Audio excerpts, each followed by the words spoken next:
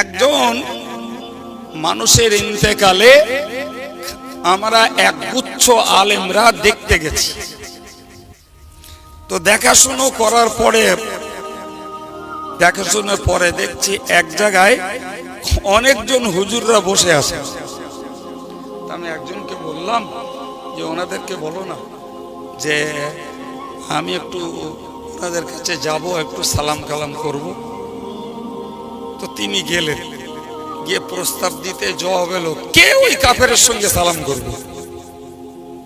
পরে দেখা হলো, হ্যালো ভাই, সেই বসবেন বললেন, একটা সমাধান করবেন বললেন, তা কই? তা বলে ভাই বলিলাম ঠিকই, কিন্তু আর এক ভাইয়েরা তারা কোনো রকমে মেনে নিতে রাজি না। তাহলে আপনার স্বপ্ন ব্যর্থ। তো বলছে হ্যাঁ থাক। তাহলে এইবার বুঝুন যে সাধুর কাজ করতে চাইছে কারা আর অসাধুর কাজ করতে চাইছে যারা। বিচারটা দাঁতার জীব এক গুহার বাসিন্দা। জীবের কাজ হলো দাঁতে কিছু ফুটে থাকলে খুঁচিয়ে খুঁচিয়ে সেটাকে বার করা। আর দাঁত এমন বিশ্বাসঘাতক, সুযোগ পেলেই কামড় মারে জীবীর। ঠিক না ভুল? আচ্ছা, এ কি ধরনের চরিত্র? জীব চেষ্টা করছে দাঁতের যাতে কষ্ট না হয়। দাঁতে কিছু ফুটে থাকলে তার জন্য মাথার যন্ত্রণা হয়। এই হ্যাঁ না,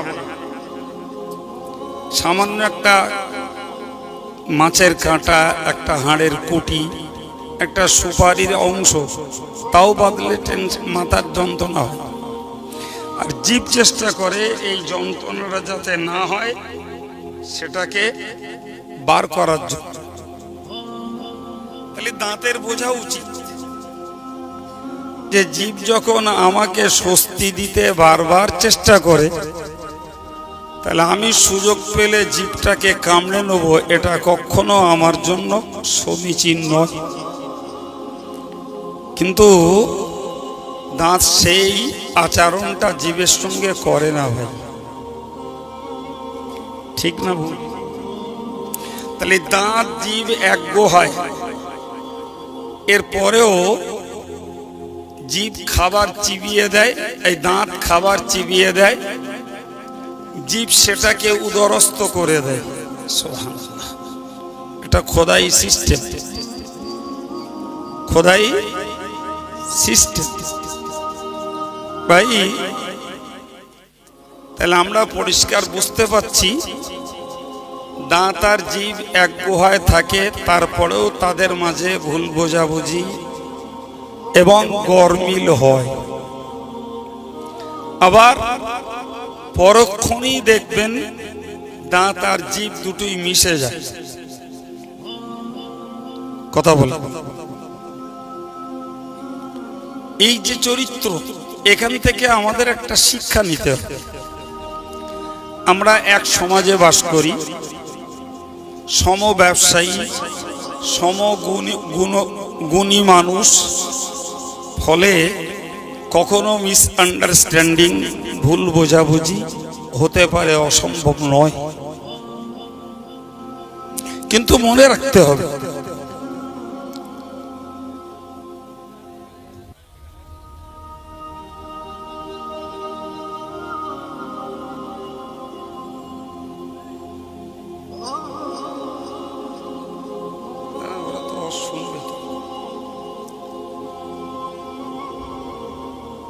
ভাই, কোরআন শরীফে আল্লাহ বলেছেন ইন্নাশ শাইতানা লাকুম আদুউন ফাত্তাখিযুহু আদুওয়া। আল্লাহ বলেছেন আমাদেরকে চেতনা ফিরিয়ে যে শয়তান তোমাদের শত্রু, ফলে শয়তানকে তোমরা শত্রু রূপে চিহ্নিত করো, শয়তানকেই শত্রু রূপে তোমরা গ্রহণ করো। এ থেকে বুঝতে পারা যায় মানুষ আমাদের শত্রু নয়। আবার বলছি, মানুষ আমাদের শত্রু নয়। মানুষের সঙ্গে হয় ভুল বোঝাবুঝি, আজকে ভুল বোঝাবুঝি হয়েছে, কালকে মিটবে। এরপরে যদি কোনো পক্ষ আর এক পক্ষকে শত্রুতার নজরে দেখে, আর এক পক্ষকে যদি শত্রুতার দৃষ্টিতে বিষাক্ত ভাষা, বিষাক্ত বাক্য প্রয়োগ করে, তাহলে এটা নিশ্চিত মানবীয় গুণ নয়। আরে বাবা, স্বামী স্ত্রীতে মনোমালিন্য হয় না? হয় না? বাপ বেটায় মনোমালিন্য হয়, ভাই ভাইয়ে মনোমালিন্য হয়। পরক্ষণেই দেখা যায় বাপ বেটা, ভাই ভাই, স্বামী স্ত্রী আবার সবাই মিলে গেছে। সুবহানাল্লাহ বলো। এই মিলনটাই ইসলামের দাবি। ভুল বোঝাবুঝি হোক, একে অপরের সঙ্গে মনোমালিন্য হোক, কিন্তু সেটা জিয়ে না থাকুক, সেটা স্থায়ী না হোক। যথাসম্ভব দ্রুত সেটাকে তোমরা মিলিয়ে ফেলার চেষ্টা করো, তবেই তো তোমার মানবিকতার ধর্ম। কিন্তু ভুল বোঝাবুঝি আর মনোমালিন্যকে যদি জিয়ে রেখে শত্রুতার ভাষা যদি প্রয়োগ করা হয়, সেটি কখনো জ্ঞানী বুদ্ধিজীবী মানুষদের কাছে ভালো মনে হয় না। আজকে আমাদের মাঝে যে ভুল বোঝাবুঝি, যে মনোমালিন্য, যে গরমিল, আমরা তা বিলক্ষণ জানি। কিন্তু সেখানে দাঁড়িয়ে আমরা দেখেছি এক পক্ষ অকপটে সহ্য করে গেছে, গাল ফজিয়াত কুৎসা বদনাম, আর এক পক্ষ দুর্বল ভেবে এক নাগাড়ে যত রকমের অফেন্সিভ ভাষা সব প্রয়োগ করে গেছে। এবং আজও তা বহাল রেখেছেন কিছু সংখ্যক মানুষ। সেই গাল, সেই বদনাম, সেই কুৎসা, সেই মিথ্যাচার, সেই মিথ্যা অপবাদ আজও বহাল রেখেছেন। মনে হচ্ছে এটা যেন শত্রুর সঙ্গে লড়াই করা হচ্ছে। কিন্তু উভয় দিকে তো রূপগতভাবে দুদিকটাই মানুষ। কোরআন বলল, মানুষ তোমার শত্রু নয়, তোমার শত্রু জোরে বলেন শয়তান। তুমি শয়তানকেই শত্রু রূপে চিহ্নিত করো, মানুষকে নয়। তো আজকে যারা মানুষকে যারা শয়তানের সমতুল্য শত্রুতার আসনে বসিয়েছে, আল্লাহ ভালো জানেন যে তারাই বা কত উন্নত পর্যায়ের মানুষ। আল্লাহ ভালো জানেন। জি, আমার আগে হুজুর বলছিলেন না, দোয়া করি আল্লাহ তাদের হেদায়েত করুক। জি ভাই, কোরআন বলছে ইন্নামাল মুমিনুনা ইখওয়াতু, ঈমানদার ভাই ভাই। অন্য হাদিস শরীফে এসেছে আল মুমিনুনা লিল মুমিনিনা কাল বুনিয়ান ইয়াশুদ্দু বা'দুহুম বা'দা। একজন ঈমানদার আর একজন ঈমানদারের জন্য এই দেওয়াল গাঁথা ইটের মতো। ইটগুলো পৃথক পৃথক, কিন্তু যখন সিমেন্ট মাটি দিয়ে, এই সিমেন্ট বালি দিয়ে ওটাকে গাঁথা হয়, গোটা দেওয়ালটা একখানা হয়ে যায়। রাসূলের ভাষা আমার নয়। জি সম্মানিত ভাইরা আমার, তাহলে গোটা দেওয়ালটা তখন বিচ্ছিন্ন ইট থাকে না, তখন গোটা দেওয়ালটা হয়ে যায় একখানা। আল্লাহ পাকের নবী বললেন, একজন ঈমানদার আর একজন ঈমানদারের জন্য ওই রকম সিমেন্ট এবং বালি দিয়ে গাঁথা একটা দেওয়ালের মতো, একটা ভিত্তির সমতুল্য। ইয়াশুদ্দু বা'দুহুম বা'দা, একদল আর এক দলকে সহায়তা করে মজবুত করে দেয়। এটা ইমানদারের চরিত্র। আমরা দেখছি যে কোন কোন ইমানদার একটা ভুল বোঝাবুঝির নিরসন ঘটানোর জন্য, একটা ভুল বোঝাবুঝির অবসান ঘটানোর চেষ্টা করছে, ঠিক সেই ফাঁকে আর একদল ফাটল ধরানোর জন্য চূড়ান্ত পর্যায়ের গাল কুৎসা মিথ্যা বদনাম রটিয়ে চলছে। আচ্ছা ভাই, হাদিস অনুযায়ী বলতে পারেন এটা কি ইমানদারের স্বভাব বলে মনে হচ্ছে? আল্লাহ পাক কোরআন শরীফে বলেছেন, কান দিয়ে মন দিয়ে শুনুন, কোরআন শরীফে আল্লাহ বলেছেন, আল্লাহ যতগুলো মানুষকে ভালোবাসেন তার মধ্যে একটা সম্প্রদায় হলো ইন্নাল্লাহা ইউহিব্বুল্লাযীনা ইউকাতিলুনা ফী সাবিলিল্লাহ। যারা আল্লাহর রাস্তায় লড়াই করে আল্লাহ এদেরকে ভালোবাসেন। কাআন্নাহুম বুনিয়ানুম মারসুস, তারা যেন সীসা ঢালা বুনিয়াদের সমতুল্য। জোরে বলেন, কি ঢালা? আচ্ছা, সীসা দিলে যদি একটা ভিত্তি তৈরি করা হয়, সীসা দিয়ে যদি একটা দেওয়াল তোলা হয়, ভাই সেটা মজবুত না হালকা? মজবুত। আল্লাহ বললেন যারা আল্লাহর রাস্তাতে লড়াই করে এদেরকে আল্লাহ ভালোবাসেন। তো ওই আল্লাহর রাস্তার সংগ্রামকারী যারা, ওরা সীসা ঢালা বুনিয়াদের সমতুল্য। এবার বলেন বাবা, ইমানদার ইমানদারে মিল মোহাব্বতের, একে অপরের সঙ্গে ভুল বোঝাবুঝি নিরসনের, একে অপরের অভাবে সাথী সঙ্গী হওয়ার, একে অপরের সঙ্গে মিলেমিশে জীবনযাত্রা করার প্রয়োজন কোরআন হাদিসে উল্লেখ করা আছে না নাই? সুবহানাল্লাহ বলেন। তাহলে আমাকে বুঝতে হবে ভাই, একটা পিরিয়ডে এক পক্ষ গাল খেয়েছে, পাল্টা গালি দেয়নি, আর এক পক্ষ গালি দিয়েই গেছে। এরপরেও এই উভয় পক্ষের মাঝে মিডিয়া হয়ে যে বা যারা এটাকে সমতা বজায় করার চেষ্টা করছেন, নিশ্চিত তারা আমাদের কাছে ধন্যবাদের উপযুক্ত। জি, কারণ আমরা কেউ চাই না মনোমালিন্য জিইয়ে থাক, আমরা কেউ চাই না মানুষের মাঝে ভুল বোঝাবুঝি বেঁচে থাক।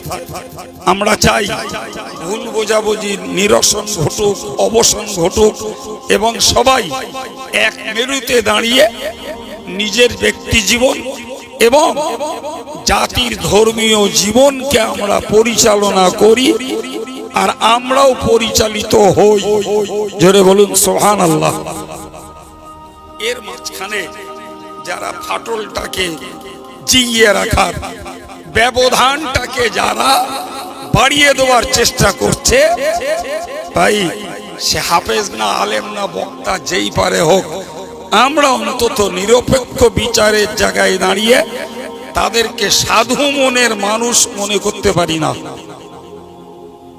আমার সঙ্গে একমত আপনারা?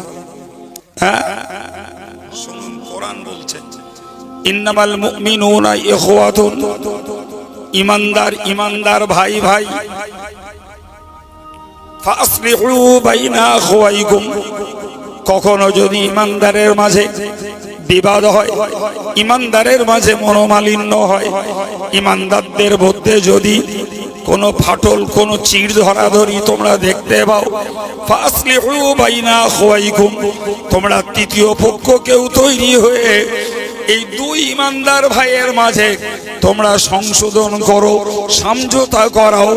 দুজনের মাঝখানে দাঁড়িয়ে তোমরা তাদের দূরত্বকে কাছে করে দাও। একবার জোরে বলুন সুবহানাল্লাহ। কত লোক আমাকেই বলেছে, কত লোক যে ভাই আপনাদের নিয়ে আমরা একটু বসবো। আমি বললাম ওয়েলকাম, স্বাগতম। কবে বসবেন, কোথায় বসবেন? তার জন্য আমি প্রস্তুত। তো ভাই বসবেন তো? হ্যাঁ হুজুর বসবো। বসবো ভাই, পরে আপনারা আর পাবো তো? হ্যাঁ ভাই পাবো। কিছুদিন পরে আর তার দেখা পাই, অনেকদিন পরে দেখা হলো। হ্যালো ভাই, সেই বসবেন বললেন, একটা সমাধান করবেন বললেন, তা কই? তা বলে ভাই বলিলাম ঠিকই, কিন্তু আর এক ভাইয়েরা তারা কোনো রকমে মেনে নিতে রাজি না। তাহলে আপনার স্বপ্ন ব্যর্থ? তো বলছে হ্যাঁ থাক। এইবার বুঝুন যে সাধুর কাজ করতে চাইছে কারা আর অসাধুর কাজ করতে চাইছে যারা, বিচারটা আপনি করুন।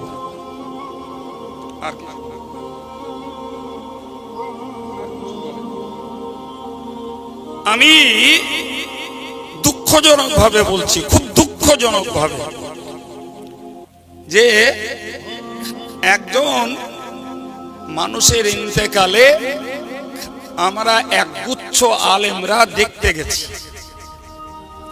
তো দেখাশুনো করার পরে, দেখাশোনার পরে দেখছি এক জায়গায় অনেকজন হুজুররা বসে আছে। আমি একজনকে বললাম যে ওনাদেরকে বলো না যে আমি একটু ওনাদের কাছে যাব, একটু সালাম কালাম করব। তো তিনি গেলেন, গিয়ে প্রস্তাব দিতে জবাব এলো, কে ওই কাফেরের সঙ্গে সালাম করবে? উনি ওখান থেকে আমায় ইশারা করে বললেন, হুজুর চলে যান, খবর ভালো না।